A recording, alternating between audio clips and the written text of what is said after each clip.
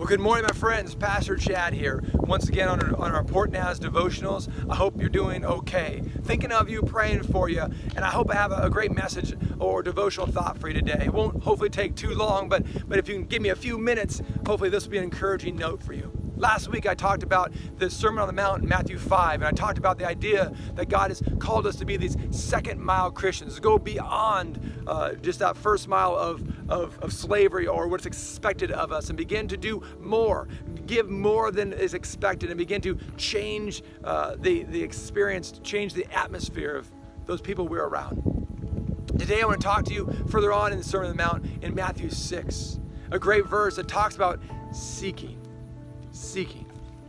What are you seeking after these days? I'm just curious. I know when I was a kid, one of my favorite games was hide and seek. Did you play it? I'm sure you did. Almost every one of us did. We didn't need anything for it. We needed a few friends and a house or a place or a park or somewhere we'd go and we'd play that game, hide and seek. And there was so much anticipation when you played it right. So much of what was around the next corner. Do you remember? Going from closet to closet, or hiding and what would happen if I was found, or seeking after that person with the desire to find them, but yet a little bit scared that you may get scared when you do. Or maybe it's on that Easter Sunday morning, maybe like our family, you did an Easter egg hunt.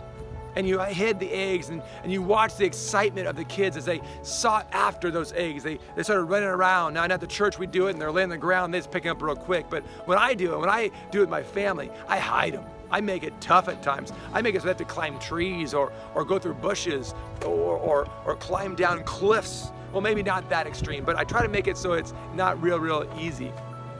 And the idea, they love that seeking. In fact, my grandma always hid one golden egg with like money, a $5 bill in it. And all the grandkids wanted to find that one. We were seeking hard. The candy was great, but the money, even as a young kid, that was pretty cool. What do you seek after?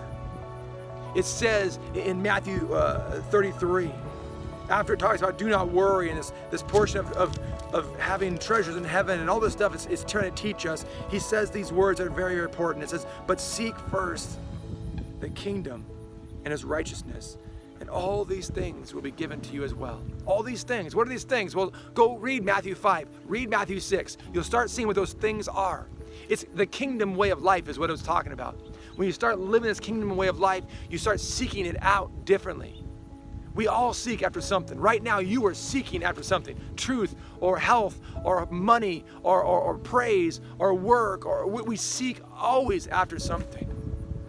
But what is your first priority? As a believer of Christ, as a believer of God, as faith walkers, we're supposed to be seeking after the kingdom of God and his righteousness. And we'll get back to that in a second.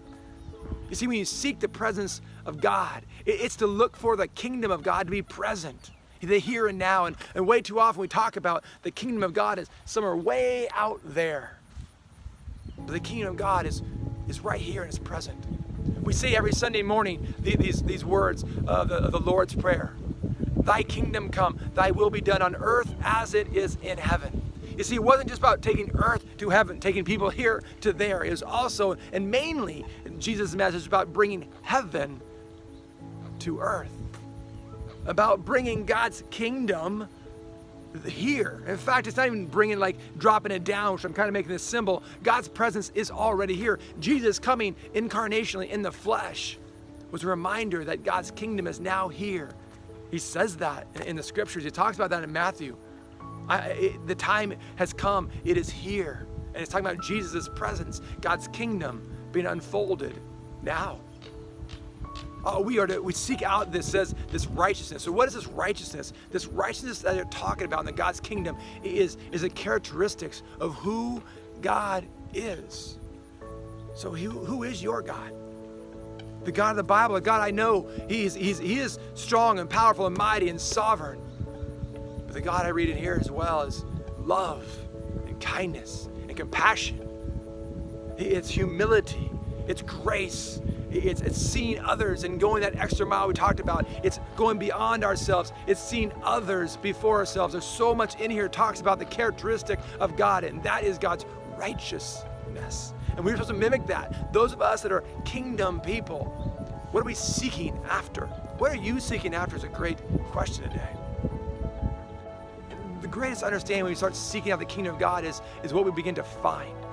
You see, when when you start seeking God out, what are you seeking for? Well, sometimes, hopefully most of the time when I'm seeking God out, I'm trying to find out what God is doing, what he's up to. And I ask the questions, and sometimes I'm doubting it. Sometimes I'm nervous of where is God? And those are appropriate, okay questions. I want to tell you, believer, that it's okay to doubt and to wonder and to be curious, but continue to seek after God.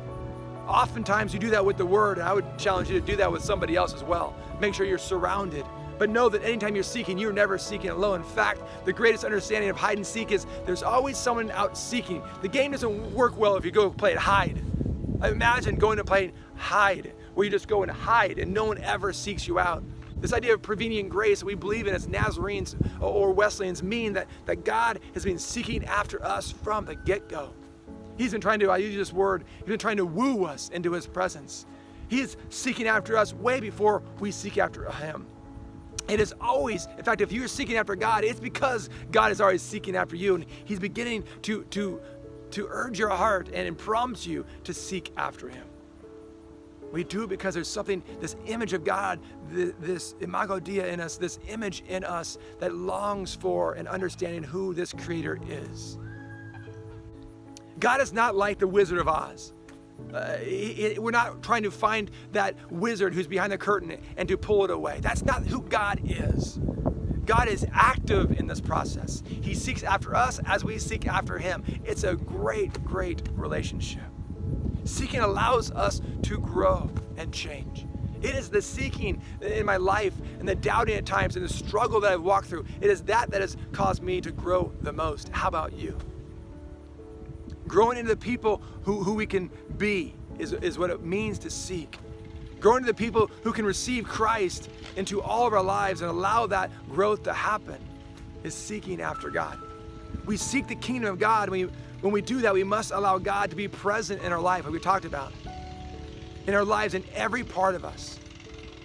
There's no part, there's never a time that I am not the seeker. There's never a time I'm not a follower of God. It's not just on Sundays or Wednesdays. Like, this is every time I go out to my workplace, my home life, it is always me mimicking in the image of God.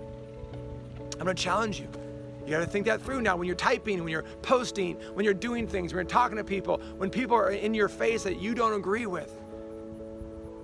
You first seek the kingdom of God. It's who we're called to be, the kingdom people. I pray you're doing well and thinking of you today. God bless you, and I pray all the things that are going on in your life, you'll continue to seek out the kingdom of God and his righteousness. God bless you.